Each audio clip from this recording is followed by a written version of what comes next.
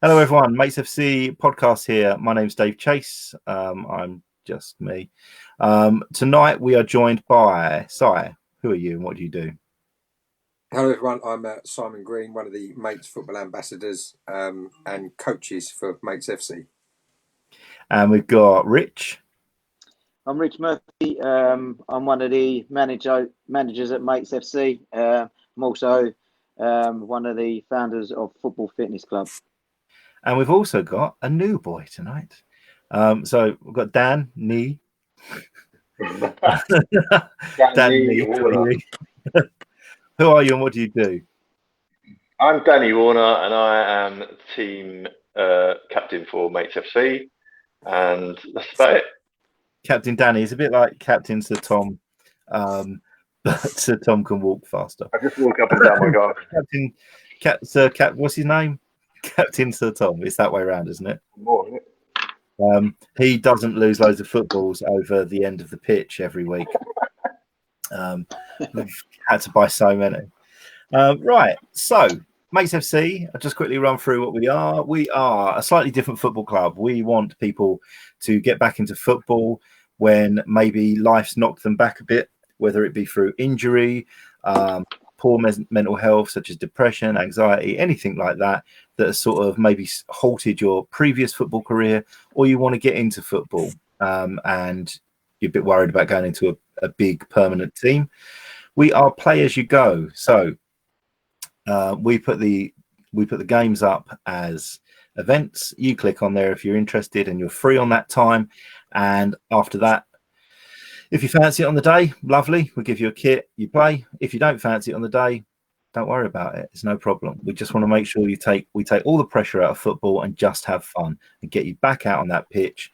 Maybe you've had injuries that you can't play in your team anymore, or you can't play a whole 90 minutes or anything like that. Doesn't matter. Come and do 10 minutes. Do whatever you can. Do whatever you fancy. That's pretty much who we are. Okay, so obviously the big news this week is lockdown. We can't avoid it. We're not going to avoid it. And it affects a lot of people's mental health. And it especially affects a lot of the people that play for us, logically. So, it's not a shock that we've gone into lockdown again and football's gone. And unfortunately, in the tier systems, tier 4, we had to stop playing football. But actually, through all the other tiers and the other tiers, we've still been allowed to play. And I say allowed, we wouldn't be playing if we still didn't think it was safe. And in this current situation, even if we were allowed to play, we would not be playing. Excuse my parrot is shouting. We wouldn't be playing because it wouldn't be safe. Currently, the infection rate nationally is 1 in 50. In Essex, that's 1 in 18 in a couple of districts at the moment. And by the end of next week, that's expected to be across the whole of Essex.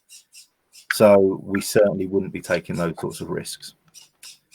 Okay, boys, your thoughts of the announcement this week of lockdown? Shock, expected, disappointed? What did you feel? To be honest, I think it was very, very expected. I think it's something that's needed as well. I think a lot of people initially it was just numbers. I think now where people are finding out, and obviously Dan himself has added himself. So when you realise it's actually family and friends and other individuals that you are finding out that are getting it, it's a little bit more serious than I think everyone thought. And I think, to be honest, I think everyone's just got whatever Boris says. I think we've just got to adhere to it, because if we don't, we're going to be like this for a long, long time. So for me, and I've kind of adhered to it anyway, really. I suppose I've been out a few times, we've worked and all that sort of stuff, but I kind of tend to work from home and just trying to keep the family safe and your family and friends safe. And I think it's a good thing that we are, but I think it might be a little bit too late, or it could have been done a little bit earlier.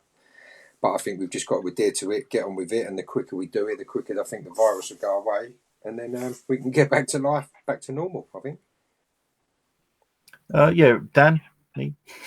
Yeah, I pretty much echo what Si said. I think it was definitely expected, and it was definitely the right thing to do. you have just got to adhere to it. You're always going to get people that don't adhere to it, unfortunately. But I think, as I said again, it's a bit late coming. I don't blame Boris. I think he's on a hiding to nothing, whatever he does. But it will drag on. The longer it goes on, where people don't do what they're meant to be doing, then it will drag on. And I just think that no one wants to do this. No one wants to sit at home and go out for an hour a day, and they all want to go out and see their parents and everything. But we just got to suck it up and do it, haven't we? And one of the things that I'd say the only thing that annoys me really is, in the nicest possible way, before anyone could come back to football, before nationally it could come back, the FA, and same with cricket, same with rugby, the lead authorities had to submit plans to the government of how they were going to put things in place to make it safe before we could come back, right?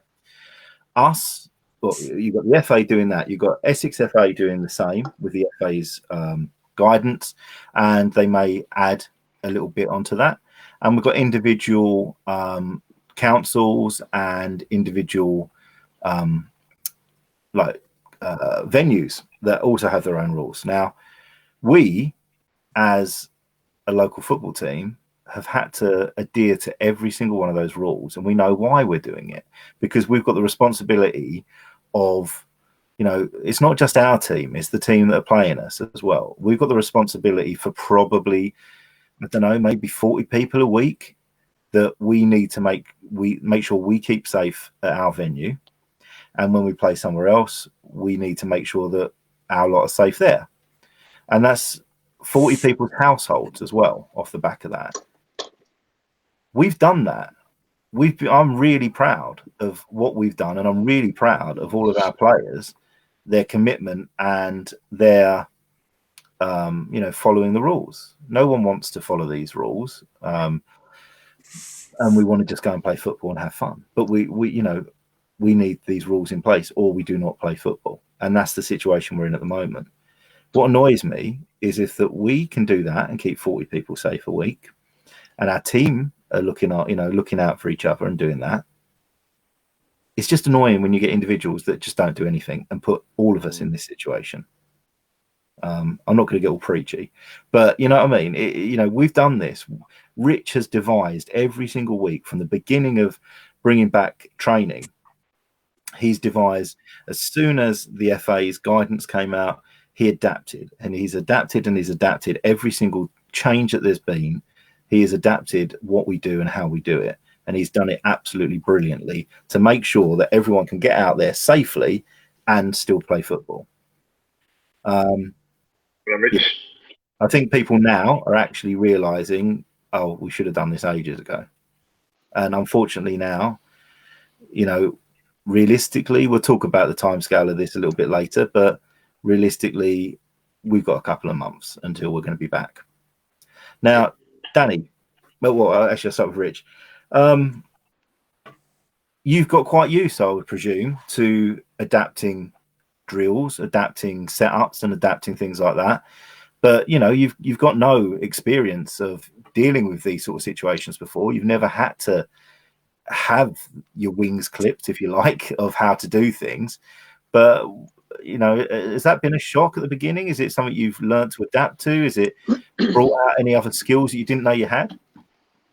It's just it was at the beginning. It was difficult because we had a lot of numbers. Everyone wanted to get out and do something. So at the beginning, it was difficult trying to work out what drills and what bits we could do that wasn't going to put anyone in any sort of position they don't want to be in. So at the beginning, but then as the time went on, it just sort of evolved with the lifting of the restrictions. Obviously, myself and peers were very frustrated when the announcement. I think we all knew because it's been on the slip since September when they were sort of saying you can only meet 6 people outside, and it's gone on from then. So it's been a long process, but I think when he sort of did it, myself and peers were both very sort of deflated that we'd got to this stage and we couldn't come back after Christmas like we wanted to and bits like that. But when we do come back, we've been through it once now, so yeah, we've got bits in place. We are using, this is so, we're using this so beneficially, as in the first lockdown we started last October, and during the first lockdown this year, the first weekend of the first lockdown, we were supposed to have a launch tournament, basically a 16-team tournament, 5-a-side, to sort of launch us again this year or last year, and we obviously had to stop. But it just gave us we still want to be doing stuff with football, so in the background we plan more, and we actually use that time where we would normally be planning the matches and things like that to plan how we can get things better, how we can expand. And that's actually really given us a great opportunity, because we've all got full-time jobs as well. That's given us a great opportunity to actually get a better quality of product of what our team is, of what our club is. When we had the break in November, same thing again. We stopped. We learned from what we'd done previously, brushed up on a few things, and came back stronger. Sorry to steal another podcast's slogan there, but and we'll do exactly the same now. We've got massive plans for this year coming up, massive expansion, and now actually we've got a bit of time where we can get that pulled together. Danny, what was your experience of COVID? So it came on really quickly. So in the morning I was fine, and then lunchtime I started to feel a bit rough, and then by the evening just felt dreadful. Got a sorry if you can hear the water running in the background. That's the boy getting a drink. Yeah, so I felt Danny rough. doesn't name his children; he just calls them by what they are. That's the boy. The boy. The boy one. Hurry up. Yeah, so sorry. I had a test so I felt ill on the Tuesday. I had a test on the Wednesday. Had to wait 3 days for the results, and obviously come back positive. So I had to self-isolate till I think end of Christmas Day was my last. Christmas Day was my last day. It was just like bad, not bad flu, but just like flu. I wasn't bedridden. I still fancied a beer. I still had an appetite. Couldn't taste anything or smell anything, but I think I put on Facebook about buying a takeaway pizza, and then started eating it, and I realised I couldn't taste it. I thought, what's the point in that? But, when did your loss of taste? Yeah, that's the right sentence. About 3 days in, so started Tuesday. I think the taste went about Friday. Started to feel better on the Saturday, and I was buzzing, thinking, yeah, here we go. And then Sunday it felt even worse. And then when was Christmas Eve? Thursday. So 23rd was the first day I started to feel a bit brighter. So yeah, just over a week. And then do you think this has in any way affected your taste in women? I think it's made my taste in women better. Your taste in women, if I'm honest. It's made it better, is it? Yeah, I still get. I went for a run yesterday. I went for a run New Year's Eve, and only managed 4 miles. And the first one, I was proper struggling after 2 miles. So still have a headache in the morning. Still have a bit of a cough. But other than that, yeah, it's fine. Can't complain. I've got a lot better than a lot of people. And the thing is with you as well, you are ridiculously fit, not just to look at, but you are like what you do in the way of like runs, and it's just ridiculous. You pretty much do marathons every week, and cycling through the summer and stuff like that. So you're someone that's got a brilliant level of fitness, and fortunately have bounced back because of that. That's probably helped massively. We've got a question from Matt Smith, and it's, what's your opinions about the amount of professional footballers getting it?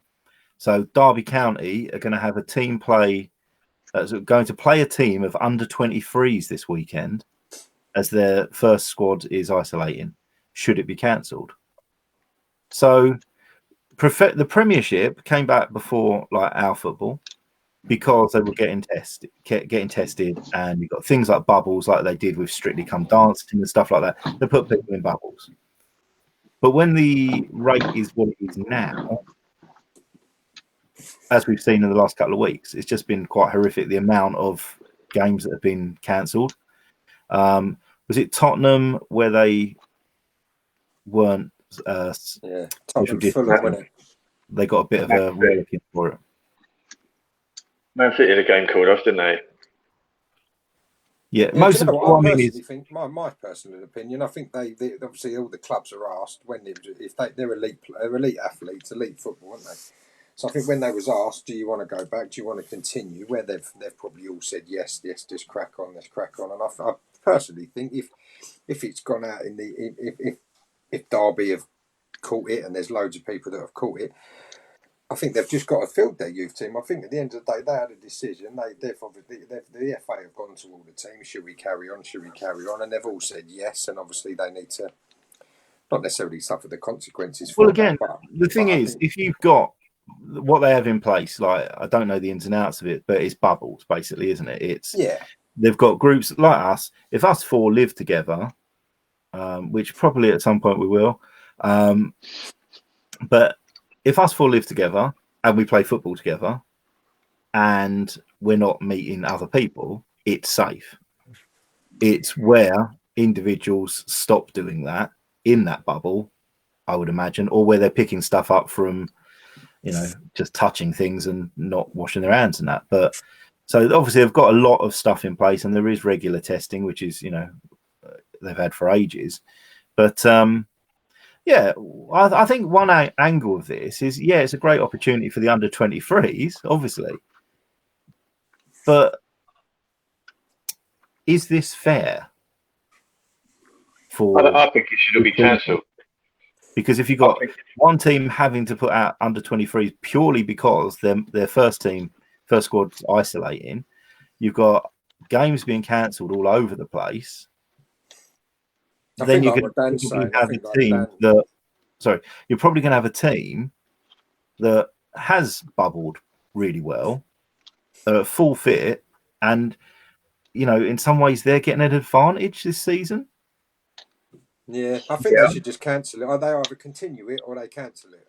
That's for me. I think they should cancel it.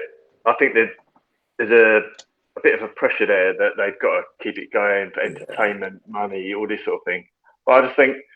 Yeah, they might be in their bubble, but when they go and play another team, we all see it on the telly.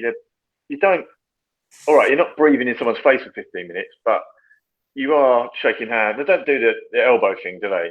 You see the elbow touch, and then they hug, or they'll high five or shake hands or whatever. And I just think, there's a risk there, and it's kind of the amount of pressure the NHS are under. Another thing, like injuries, if someone breaks their leg, that's another person that's got to potentially go into surgery. Well, and A&E, what they're saying about with COVID, A&E being full up with people with COVID, and you might have people going, "Oh yeah, but I'm fit and young and blah blah blah." Yeah, but if you have any other sort of accident, A&E is still full up. You can't get in there.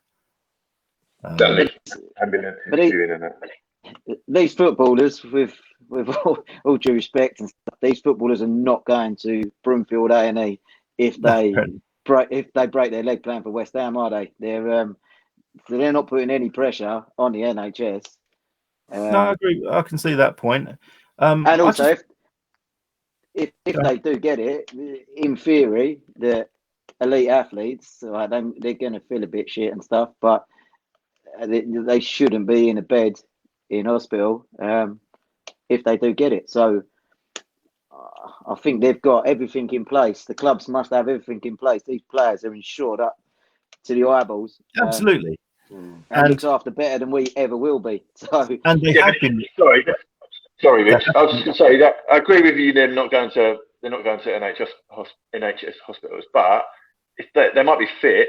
Like Dave said, I'm fit, and I might not have had it that bad. But you could mix with the ambulance man might catch it off a player, and then might not be as fit, or they might live with someone who's vulnerable. Just little things like that.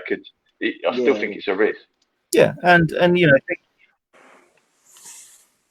but yeah, if you think about the fairness point of it for the season, so let's use Derby as an example. I don't know if anyone supports Derby County in the country, but if you supported Not them, many. right? If you supported them and you're following them through the league, right?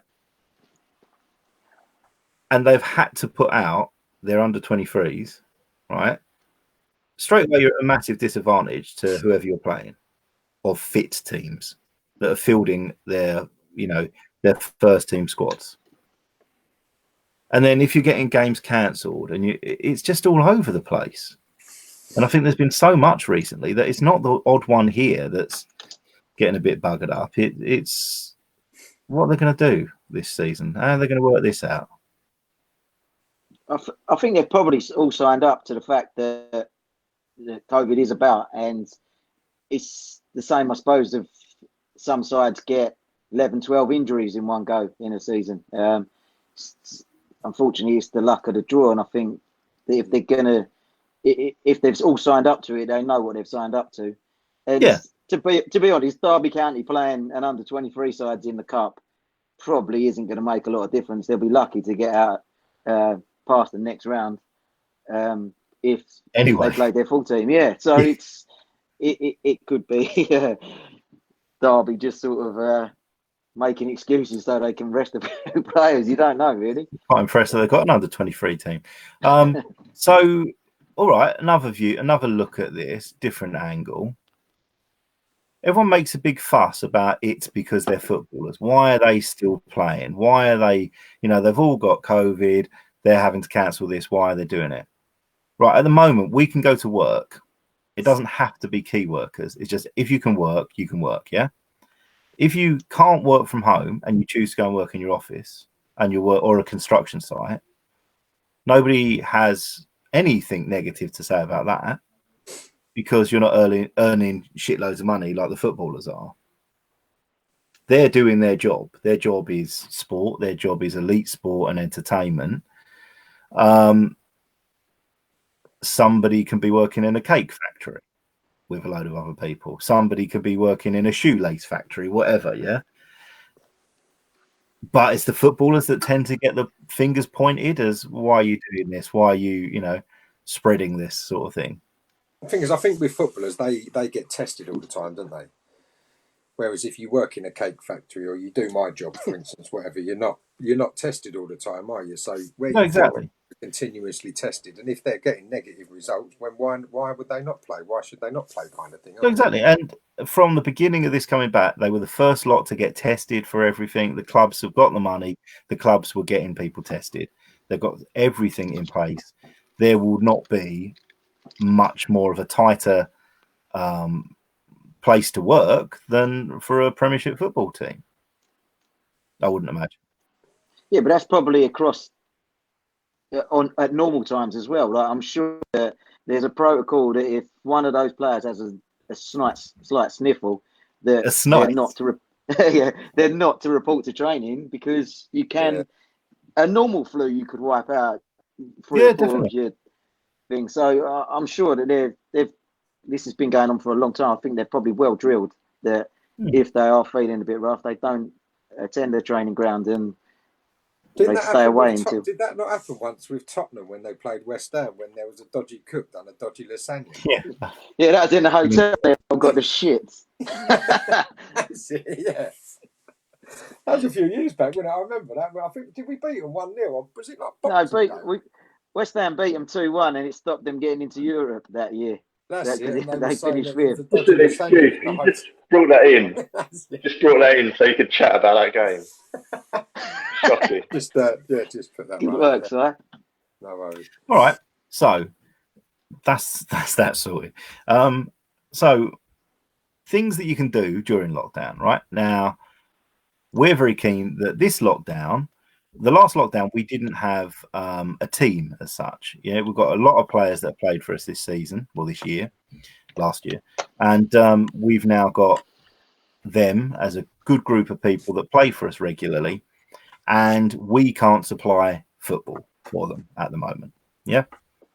So what we're trying to do is come up with other ideas and, put challenges out and things like that. This week, Rich, do you want to explain the Everest one, for example? Yeah, so it's one of these online apps that basically we decided we was going to walk the distance of Mount Everest, which was 40 miles. So we started it on the 1st of January.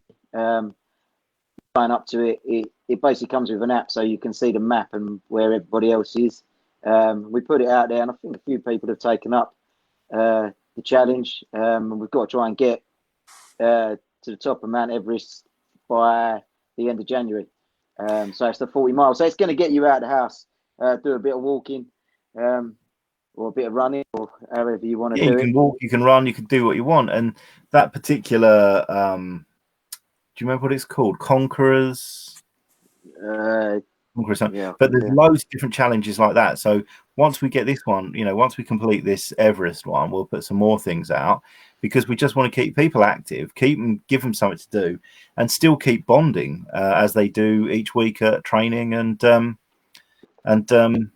actual games. So I don't feel I feel it's a responsibility of ours to make sure we do that, because we now have this world around us of players and coaching team, all that sort of stuff. But I don't think it's a bad responsibility, as in, like, it's not a burden or anything like that. It's quite good for all of us to do these sort of things. Then you get people like Danny, who probably runs that every day, and just would humiliate us all.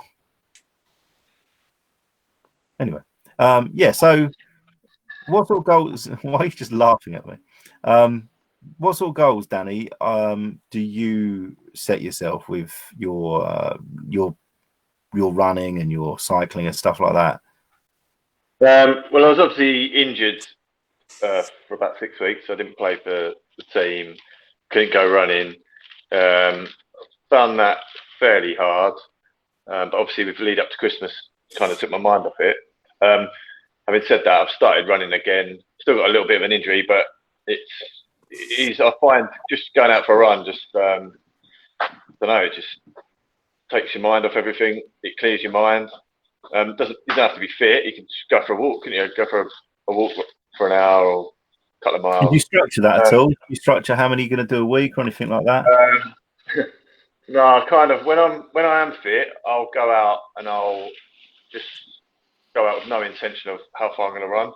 Particularly when I was doing the marathon training, I'd go out and I'd think, right, I'm just going to keep running until I'm knackered.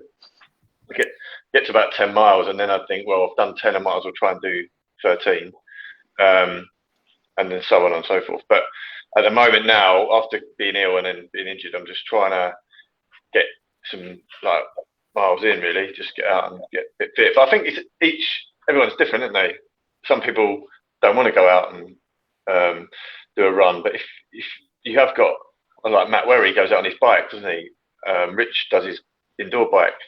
If you've anything that you can do that will keep you fit, you've got to do it. Not just for your physical health, but for mental health as well. Because even last night, it's cold out. You don't want to go out. You're thinking, I could sit in front of the telly, eat chocolate, all this chocolate sitting there, all beer fridge full. It's so easy to not bother, but then once you're out there, as soon as you start, that's it. You've done it. It doesn't matter if you do 2 miles, 3 miles, 4 miles, whatever. You've done it, and then you can come back and do what you want. Yeah, you say the mental health side of it. So, a good walk, just like a half hour, 45 minutes, something like that. A good brisk walk like that has a positive effect on your body and your mind for 7.5 hours. So you do that in the morning. That's kick-started your day for you. It's kick-started, and it will give you a different day to if you didn't do that in the morning or do that during the day. Equally,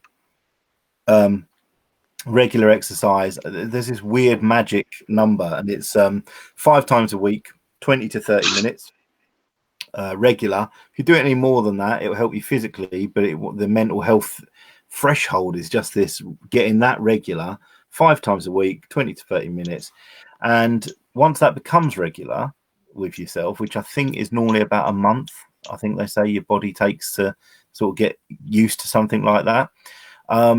That has the same effect on your body as an antidepressant does, just by upping whatever your body's used to it at the moment, and that has the same effect just by increasing that small amount during a week. And that's something that if we was working normally, it'd just be get off the bus at a different bus stop and walk a little bit in the, walk that extra little 20 minutes to work, or get off the tube at a different tube stop and walk along. We've got Andy here as well. We'll talk to him in a minute. But Danny just touched on Rich and his imaginary bike or something. So you've got a challenge coming up, haven't you, Rich? Talk about your cycling. Basically, I'd signed up to do the London 100, which is 100 miles around London. In the summer, we obviously got cancelled with every other event.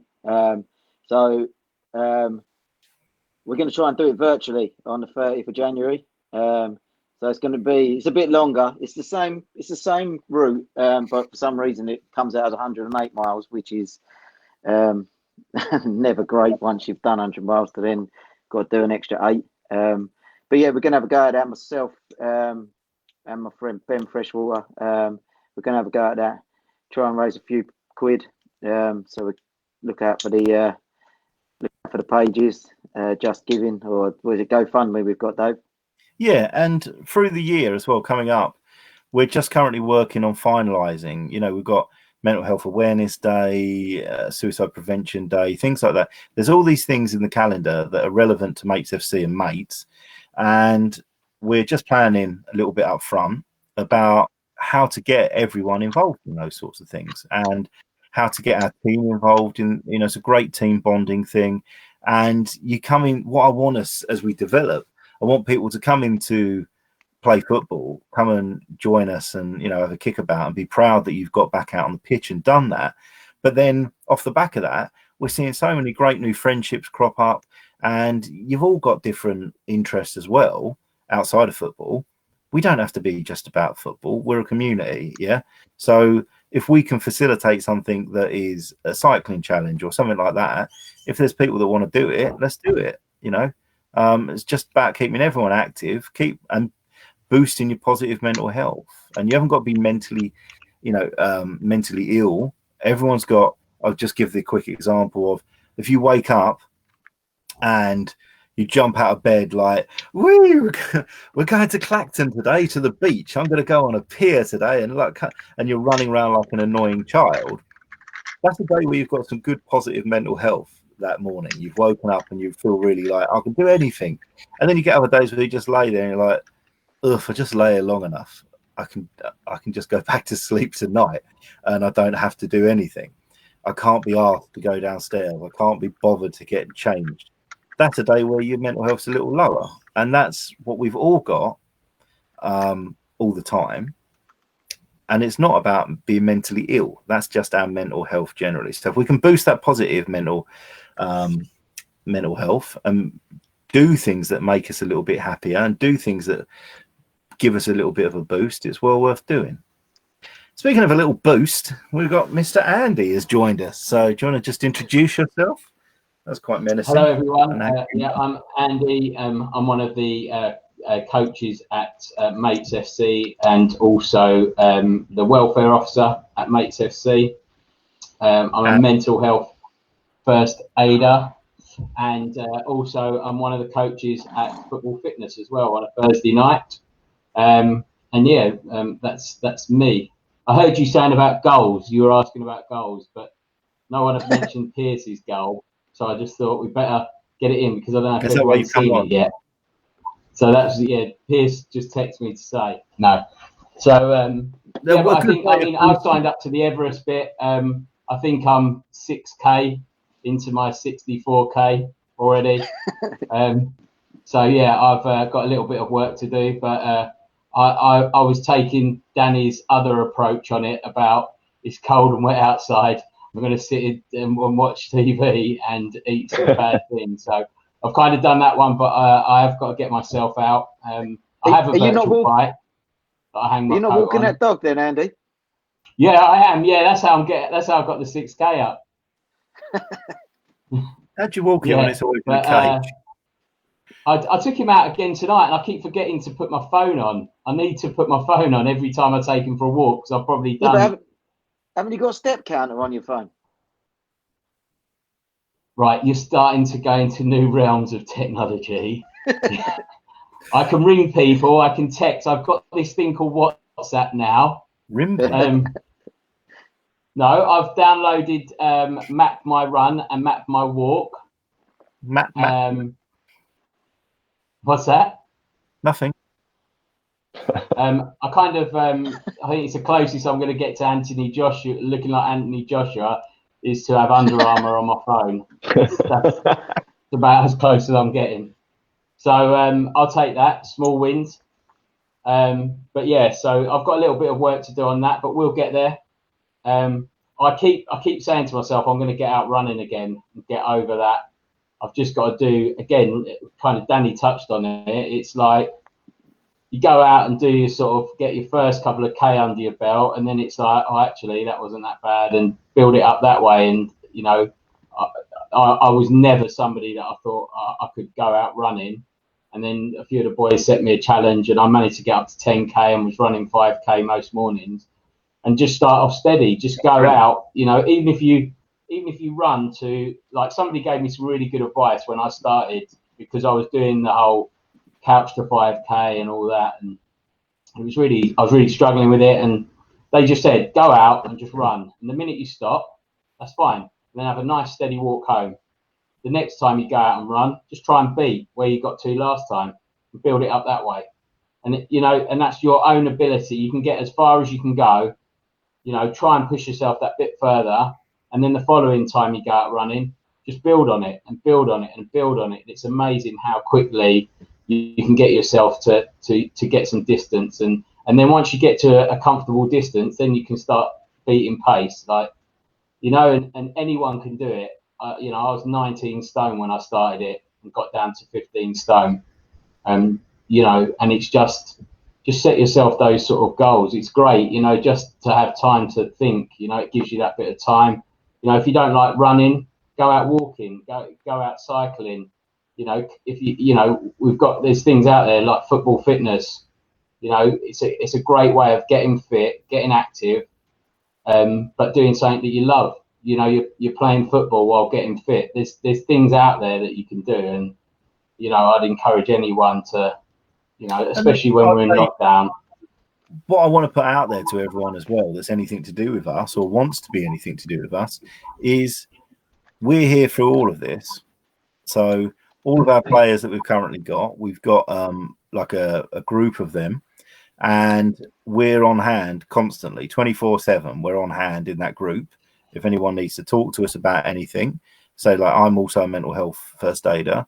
Everyone else has got their mental health in sport certificate, but we're there as a group. You can talk to us whenever you need to talk to us, but also if you want advice on running, don't talk to me, but you know, if you want advice on anything to, you know, look at what challenges are around, all this sort of stuff, want us to put a challenge together for you, anything like that, just contact us and, you know, use the skills that are here. We're happy to do it. We want to be doing it. Just because we're not playing football, we ain't dropping anyone. We're continuing, and I think we're going to actually be, by the time we get back, I sounded a bit like Trump then. By the time we get back, I think the way we're set up with our team as well, we're going to know each other even better. We're going to have done other challenges together, and we're going to have a better understanding of each other's interests and things like that.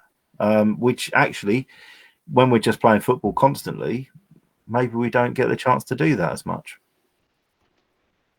So yeah, I think also, like, obviously I wasn't on the call when you were talking about, you know, the professional footballers and stuff like that. But I think what people are forgetting as well is they're adding for something for people to do. You know, if you're on your own and you love football, it's great to have something to watch and take you. It gives you that feeling of a bit of normality. And I know the footballers get a lot of criticism. I mean, don't get me wrong, some of them bring it on themselves when they've, you know, done parties at New Year's Eve and stuff like that. They deserve to be, you know, not, in my opinion, I just think they should not be included for, like, have a long ban. You know, people are saying about finding the club or taking points off the club, but But I just think I think they are adding something to people's well-being. So exactly, I like holidays. I watch lots of Jay McDonald, but with other people, football. If you can't get, if there's anything you like, if you like cars, you love watching Top Gear. You love watching things that are associated to that, yeah. But there's the bigger buy-in of football is. I know it's not the same as playing, but it is entertainment, and it's part of people's lives. It's I'd rather watch football. It gets people to forget about their day-to-day life. It's people like you. Go on. The Joe McDonald program. Thanks, Dave. Joe McDonald's incredible. Right. Should we let Si back in? Does anyone want to pop out? The reason we keep swapping around, we can only have 4 people at a time on here. We can link Zoom, but I've tried and I can't do it. I don't mind dropping out for a bit. All right, I'll drop you out. Drop me out. Drop me out. Right. Get sight. As long as it doesn't talk about West Ham. Her little face is all lit up when she knows she's coming back. There she is. So, other challenges. So we'll get a load of things together, but just get out there and look at these websites. Sorry, Rich, what was that website called that you got the Everest challenge from? I think it's called the Conqueror Events. When you go on there, there's like so many different challenges. I think we've done one of the to start off with. We've done one of the smaller challenges, but yeah, I think some of them can be like you could last you a year if you wanted to chip away at something.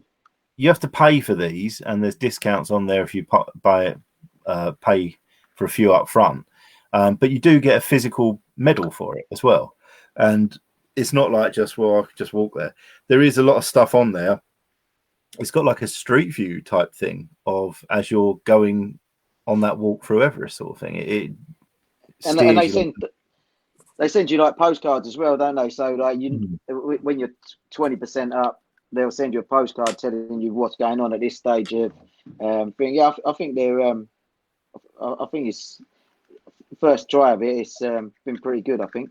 Yeah, it worked really well, and so we've got things like that. Then you've obviously got setting your own goals of doing things, and just going out for walks and that. Now, something I wang on about all the time is if you go, like we're in Essex, obviously, but if you obviously because of my voice, if you go on Essex County Council's website and you look for public rights of way, so if you think of all those little alleyways that are down your road or that you go past all the time, within minutes in Chelmsford, you're pretty much in the countryside. So just instead of when you're going out for these walks where you walk around the normal places all the time, if you go on Essex County Council's website, County Council, there's an interactive map on there. If you put public rights of way on and zoom in where you live, it shows you all these places that you probably didn't even know existed, all these little paths that go across fields, go to somewhere else. And instead of just... Probably past our shed.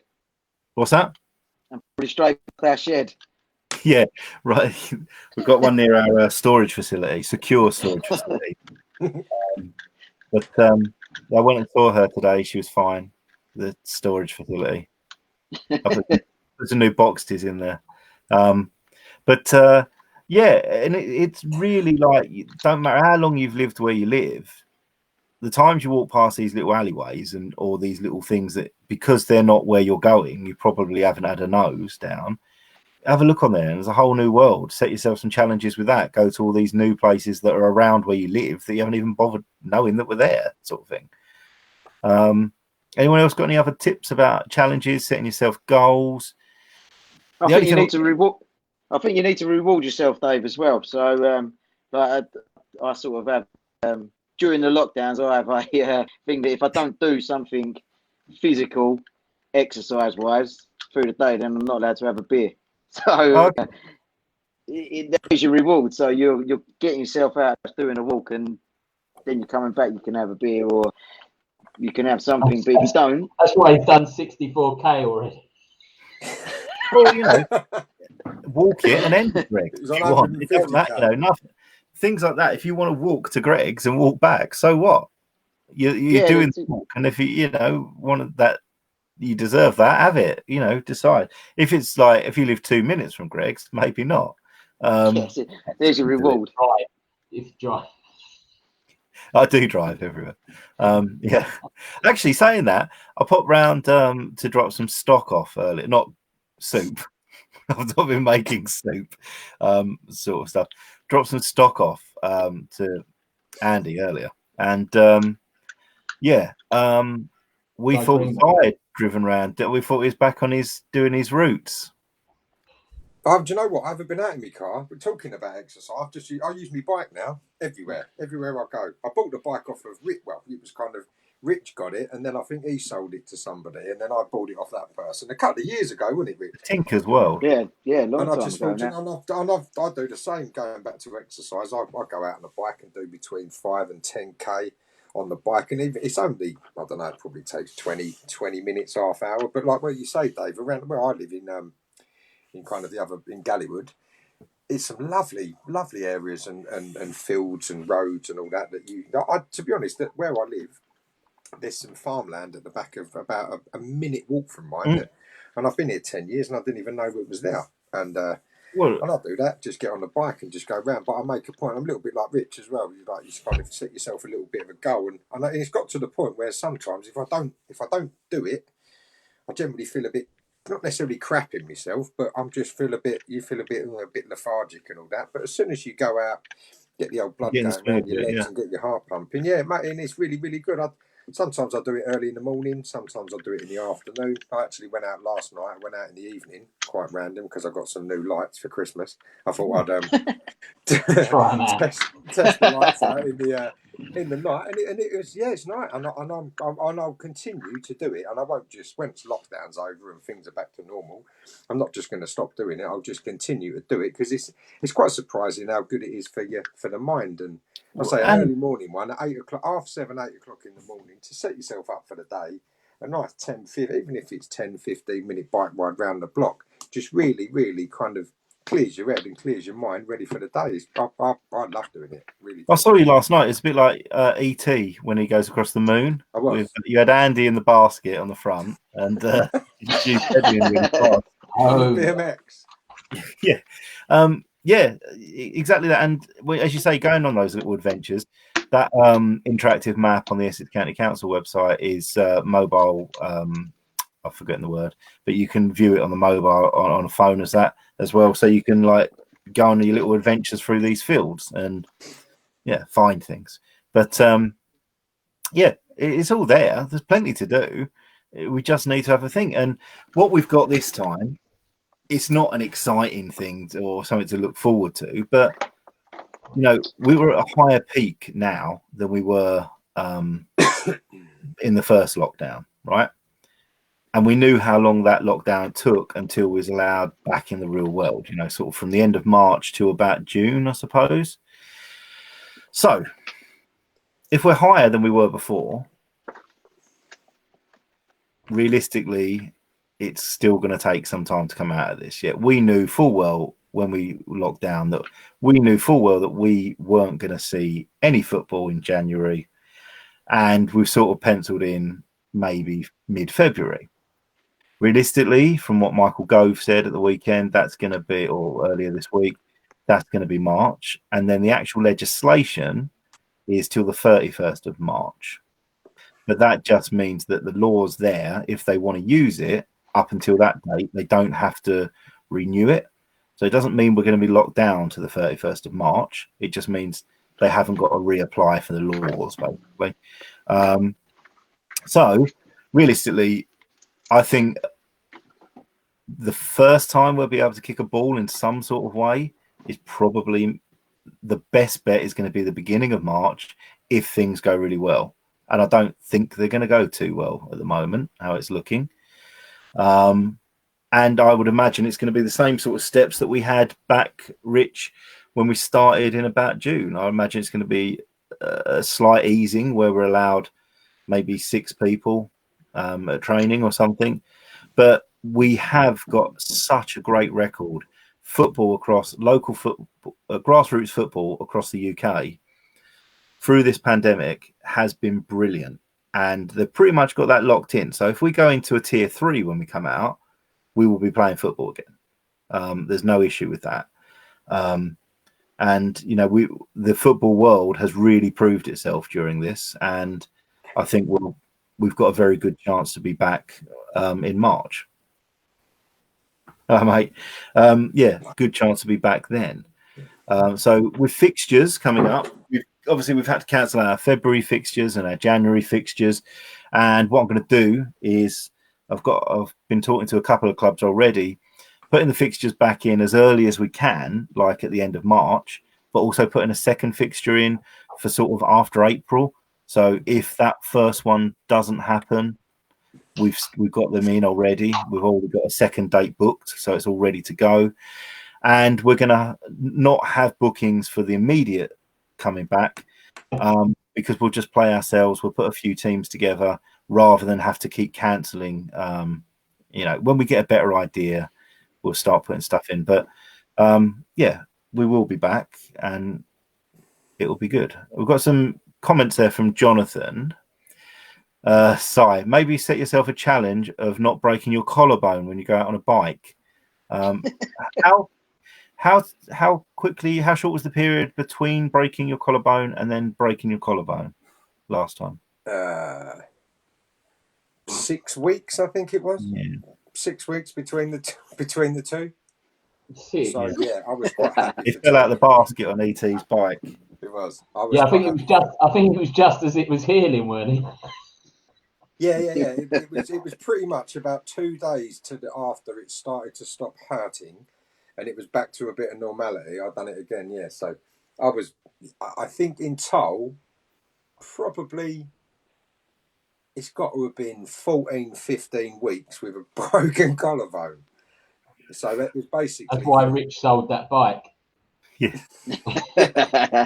But yeah, I done it at the end of July, so I had the whole of August, September, and October, probably November. Yeah, the end of October. So yeah, probably 15 weeks in a sling. Yeah. Well, Jonathan also says he agrees about the public right of way map. He's been using it for his dog walks. Yeah. So if anyone else has got any comments, please put them up and get in contact with us. And also, if there's anything you want us to do in the way of challenges, anything like that, or what you want us, if you can think of ways that we can support our team, our community, or anyone at all during this, please let us know. If you want to have a one-to-one in Rich's bar when no one else is there, that can be arranged. It's a very nice bar you've got there. I'm not. Is this new, or have you just turned the angle around? No, this was like something I'd started a few years ago, and then I think during lockdown 1, when the weather was nice, then I started painting and finishing off a project that was sort of 5 years old. Nice work. So yeah, pretty much you can only ever see it on camera because can't have anyone in here to share a beer with. So it's been a bit of a waste of time, to be fair, so far. Yeah, cool. But one day. That's going to be where our presentation night is. Yeah. Yeah.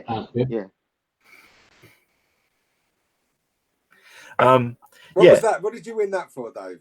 Oh, you know, just dancing. I've got another certificate came this week. I got this certificate came this week for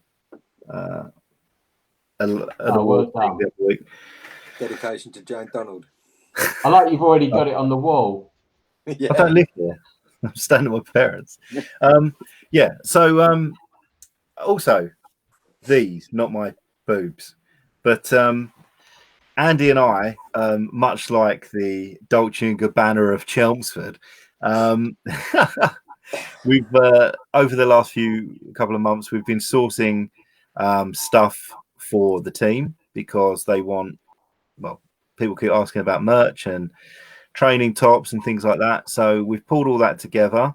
I've just basically done loads of window shopping, and Andy and I have come up with some designs and things, and yeah, this is, boys, show your tops.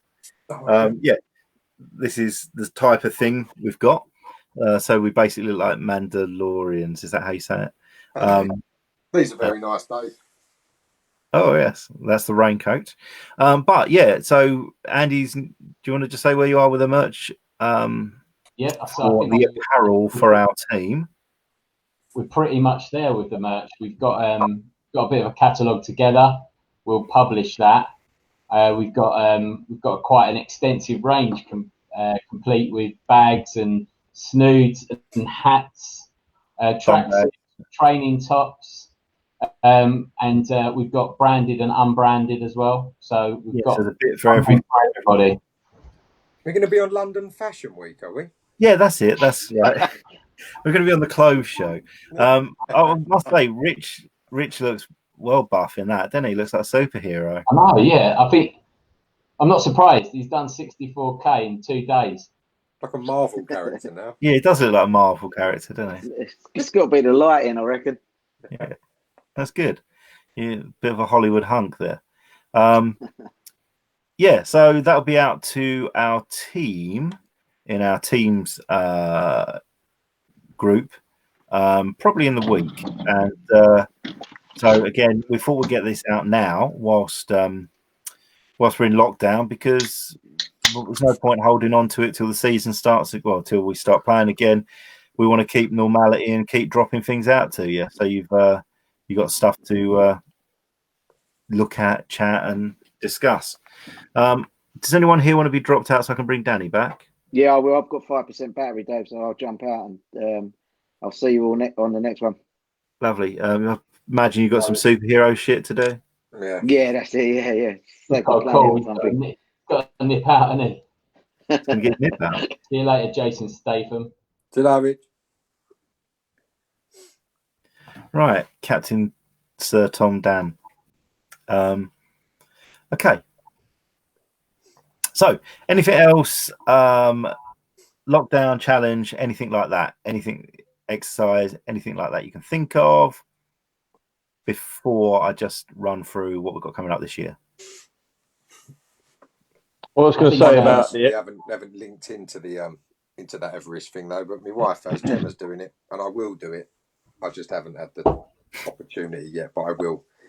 Do you know what? I probably would be near the 40K as well already. He was worried about his qualifying. With the bike rides and that as well, yeah. I do, because I'm homeschooled, because Gemma's at work, I'm homeschooling and working, so our days, there's a lot of... How are you finding homeschooling? Sorry? Hard. Are you all three of you homeschooling at the moment? It's a pain in the arse, Dave. I'm not doing it. Trying to work. Can't and work. No, it ain't too. It's sorry, I'll just stop you a sec. So, Dan, when you say you're not doing it, are you supposed to be doing it? I'm supposed to be doing it, but I'm working from home. No, I'm not doing it. I'm working from home, so I can't. They will get on with it to a point, and then they'll come in with a question like, "How do you do this?" And it's like, "How high is Mount Kilimanjaro?" The old Microsoft Team calls and Skypes and that. So still going. It's a bit awkward. I'll tell you what. One of the things at work in my real life, with the mental health champions network that I run there, one of the biggest things we've had during lockdown, one of the biggest issues, is loneliness. Now, again, use our site, use our page, if you're one of our players, use our chat group. Don't have to be about football. Just say hello. Just get the ball rolling. Ball rolling. Just get in contact with people. But one of the other things is the homeschooling thing, because I find it hard enough working from home with the other person that I work from home with, if that makes sense. We're both working. We're both on different conference calls and things like that, and we don't talk to each other all day because we're so busy. I couldn't imagine having to try and educate children at the same time. It's not. I suppose it's not too bad. Like if my older one, she just is pretty self-sufficient. You sort of set her up and she just gets on with it. It's the little one, because you need to help with that, and she'll ask me tactical questions because she's 6 and I'm struggling. She's asking me questions and I think I'm not sure I can answer this, but no, yeah, it's just like time consuming, like you were saying, like when you're trying to work as well, it's just sort of setting them up. So yeah, it is a challenge and it is a struggle, and it's Do you know, I find the hardest thing is when you set them up to do something, and then I'll get on with my work or whatever. And when they kind of ask you a question, it's like, "Daddy, what do I do here? What do I do there?" And I'm like, I'm on the phone or I'm doing an email or doing some sort of report, and you kind of say to them, "Look, give me a couple of minutes, and I'll come and help you." And that couple of minutes might be turn into 10, 15 minutes, and by that time they've sat on the sofa and got their iPads or whatever, and their kind of their engagement with their work is not there. So that's what's very difficult. Yeah. If he was just at home doing it without having to work, it wouldn't be too bad. But where you're having to do your actual 9 to 5 job as well, it is difficult. And luckily, I've spoke to my company and my work, and they totally understand, and they say, look, you can only do what you can do, Si, which is ours have been brilliant. They've said, for us, it's just. They've said we're completely from the beginning of this. We're completely flexible. If working at weekends suits you better because your husband's at home, your wife's at home, and you will be able to, they can look after the kids then, and you can get on with doing your normal work. If you want to do that, if you want to do 2 slightly longer days at the weekend, or if you want to, we're open to anything, and that's been brilliant. But I really, it's a massive, massive issue. And one of the things is from the beginning, we'd done like lives like this, but on Mates when the first lockdown came in, and we had Kate, who's one of our ambassadors, and she's also like a child, what's the word? A youth coach. Sorry, she's got so much experience in that world. And one of the biggest things is you are not expected when you're homeschooling. You are not expected to teach them as long as they get taught at school. Everyone instantly goes into, they're at school this long, I need to teach them for this long. But it's, check with other parents, check with the school, how many hours a day they're supposed to be done. And initially, that's going to take some pressure off straight away. Yeah. Because you can sort of go, okay, I've got to do like 4 hours today or whatever it is, and work that around. Yeah, I know, but I do think, and I think the schools are better set up this time. Like they have really been good. They've at our school, they've joined up with like some sites and things you can go on, and they've set work. So it's the teachers and everything have done a great job at getting it, which sort of alleviates a bit of pressure. But I think you're right. You've just got to take the pressure off yourself. If they do an hour a day. Yeah, it's better than not doing anything. Not necessarily academic. I remember just get out there and go for those walks and incorporate it into the education. Simple things. Si, you live near Gallywood Common. Get out there. Go for a walk around Gallywood Common and get the kids to see how many different types of trees they can see, and come back and learn about the tree and all this sort of stuff. It's the stuff that's out there that you can teach them better, how to make cups of tea when they're old enough, and how to bring food from the kitchen. That's already in place. I have another top tip as well. Is the night before, when your wife's setting you up on what they've got to do the next day, is listen, because I was quite engrossed in the Man United game last night, and then this morning I was at sea on my own with all these apps I had to go on and everything, and I text my wife and she went, yeah, that's what I went through with you last night, and I was like, oh yes, of course it is. Do you know what? I can make you feel better instantly. My kids have been learning about the worst act on X Factor. They just sit and watch YouTube, the worst acts on X Factor. It's good to have a list, mate. That's what Gemma does. She sets lists are brilliant. But just get organised. Plan something.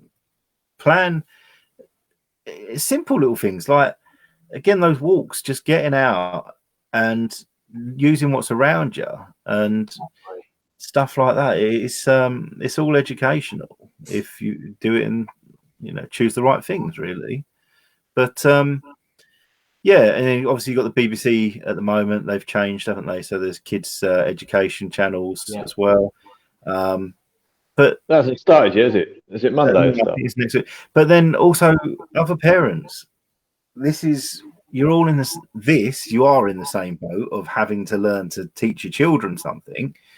So use each other. Don't sit there feeling that you are letting the kids down or letting anyone down because you don't know what to do. Don't do it on your own. Do it with the other parents. Do it with your friends. Do whatever. Everyone's learning this from scratch themselves. There is that, there used to always be that sort of, you get that one person at antenatal class who you then hang around with those people from antenatal class because they're the only ones that you know that have just had a baby at the same time as you and aren't working. And then you'll always get that one, oh, Hector eats lamb chops. And he's like, Hector's 2 months old. And what are you doing, Dan? Set my arm up because I want to speak in a minute.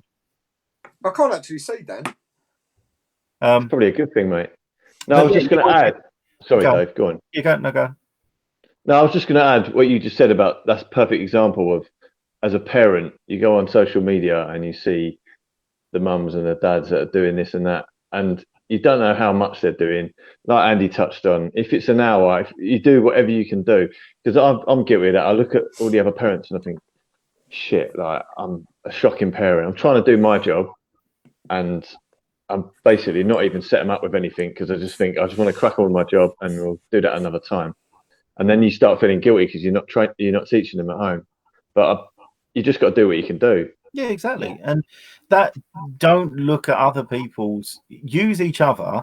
Put it this way, those people that, I deal a lot with like mental health stuff around maternity.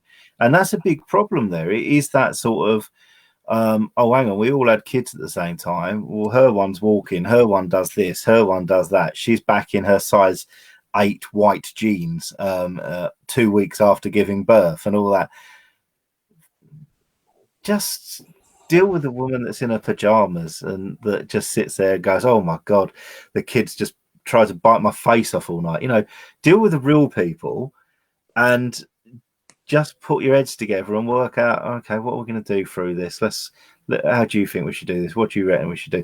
Everyone's got to go through the same thing. And again, with men, this is a weird subject traditionally to be talking about. But we're in this position, and look, you've got 3 dads here that are homeschooling, right?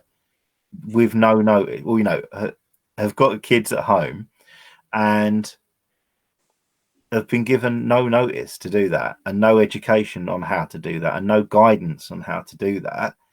And that's going to be quite a lot of the people that are watching this, or quite a lot of people that are in our football team. And it's going to be quite a lot of people getting stressed out. That bit you touched on, the social media thing, that's where social media can be quite dangerous because, I've heard of like one of my friends once, he was driving where he lives, and there's a beautiful roundabout that's sponsored by a garden centre, and in the summer they put all the flowers on it and it's really beautiful. And there was a lady in the middle of the roundabout with her daughter taking selfies, and he was like, what is that lady doing, in the middle of a roundabout? And he didn't think much of it. And then through a friend of a friend, it got shared. And this lady had put, I had a lovely day today with my daughter in the park. And it was basically this roundabout in the background. And it was kind of like fictitious. And you think, oh, God, I didn't take the kids out. It was quite a nice day today. And actually, she just jumped out of the car and quickly took some photos on a roundabout. It's quite a dangerous thing to think, oh, I'm not keeping up with that person. Just do what you can. Don't put pressure on yourself and make it enjoyable. Who cares if you don't wash? Who cares if you don't get changed? You've got enough to do at the moment.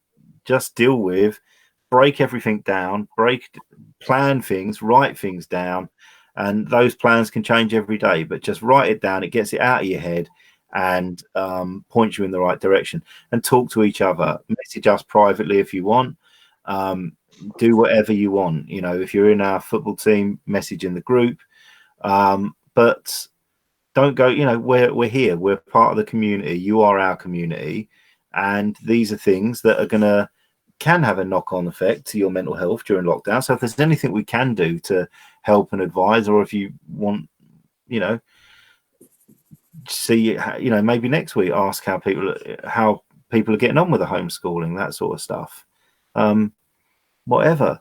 But again, think of what skills you have got for homeschooling. You know, if they're learning something, it's better than them not learning anything. If that's football, you know, teach them about things like that. What's your day job? Tell them about that. Tell them about what it does, how you do it. Get, you know, practical things like when your dad used to take you down the shed and you'd learn how to put a shelf up or something like that, you know, things like that. They're all skills. They're learning something. Like the how to break your collarbone. Yeah. See, Ty's got an actual school pencil there as well. So this is like a proper HB and everything. No. That's like a proper old school pencil, that, Dave, isn't it? It's showing off now, Si. It's showing off. You got a board, one of those board chalks as well, board rubbers. Yeah, he's got a whiteboard. He's got the whole lot. He looks like that kind, doesn't he? One of our friends used to have. They had a chalkboard in their kitchen, and every time we'd come back from Duke's at like 3 a.m, we'd go around his, and his mum would write on the chalkboard like what she's running out of, like food wise for the shopping list. And I used to just add more things in there, but I'd be really subtle with it. I'm not allowed pens, or I'm the same in the owl house in town. If I've got a bit of chalk, I change everything that's written on the chalkboard. And I used to just add like little. I remember one thing. It was her shopping list, and I just wrote in it 1 ounce of pigeon breath. In between, the next time I read there, she's like, "I believe you did this." She's like, "Oh, I don't know. Did I?" I get all that at the time. Some woman at work years and years ago. There was a kitchen downstairs and a kitchen upstairs, and I never went to the downstairs one because I worked upstairs. And this lady come up to me. She's really angry, and she just had this like milk in her hand, not like that, so a carton of milk, and she's like, "Everyone downstairs said that you wrote on this on my milk." I'm like, I didn't. Like, she's like, "It was in the kitchen downstairs, and everyone said you wrote on it." I'm like, I haven't. What's it say? She went, "I don't even know what it means." And she turned it around, and I just properly burst out laughing, and I said it, and she went, "Well." So it said, you know, when people write their name on their belongings, it said Teresa's milk, but someone had changed it to Teresa's tit milk. And she showed it to me, and I was proper pissed myself. And she went, "What does it even mean?" I was like, "Tit milk, like breast milk." And she went, "Oh, that's disgusting." And she sneered at me and walked off. Like, I didn't even do it. Like, I would have if I'd thought of it, but I didn't go into. I didn't go to the kitchen in a different office and write tit milk on someone's drink.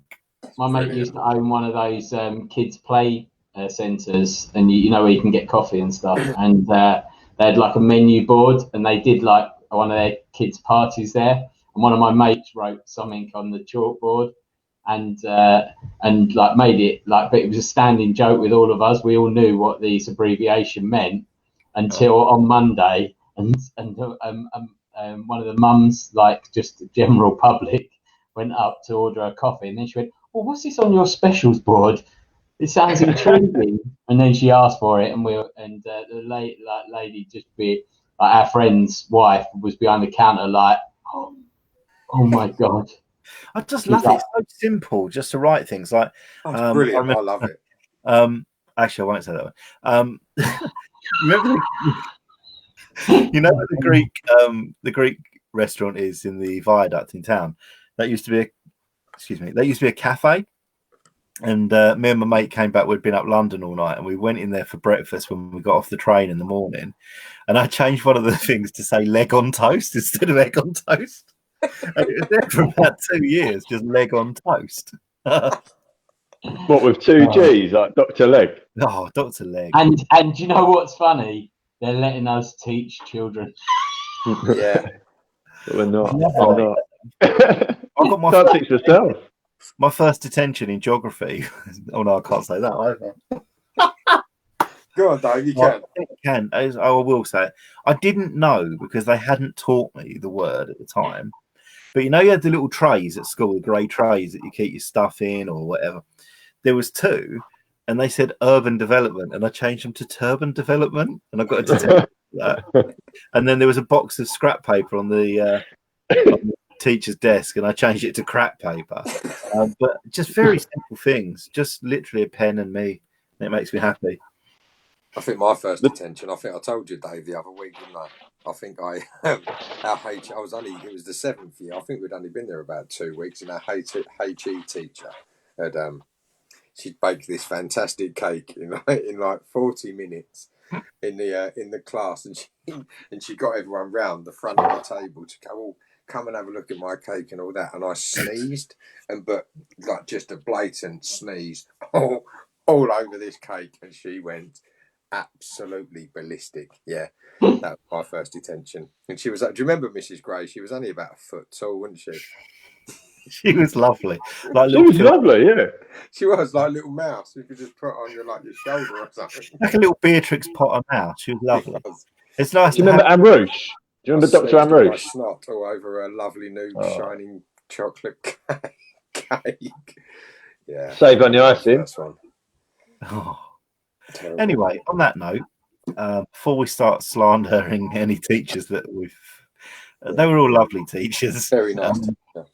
Yeah, we were actually quite lucky, I think. But before we say anything else like that, that's it really. So we'll wrap this up today. But genuinely, in lockdown, we can't talk about our games. We can't talk about we're not going to keep talking about what's going on, what's not going on. Use us.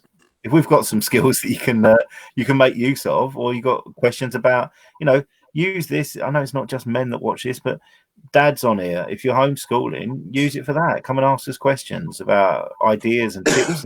Put them to us privately if you want, and we'll discuss them. But if there's anything you want us to discuss, let us know.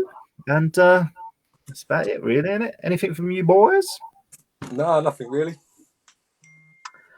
Okay. No, it's been a pleasure, Jen. Look forward to the next one. Thank you very much. Keep safe. Get active. Get out. Do some bits. Yeah. Don't put too much pressure on yourself. And don't 64K. Drink. What's that? Busy. Keep yourself busy. Don't write tip milk on anyone's drink. No. And don't ever drink rosé Koppenberg. It's not the best drink in the world. Oh, didn't know that's such a thing. Show me that again. He's making out there's nothing else in the house. The rosé Koppenberg. Yeah, he bought that. Real madly. Yeah, he's got a crate of 24 under his desk. Teeth full that. Right. See you all again next week. Take care. Bye. Bye.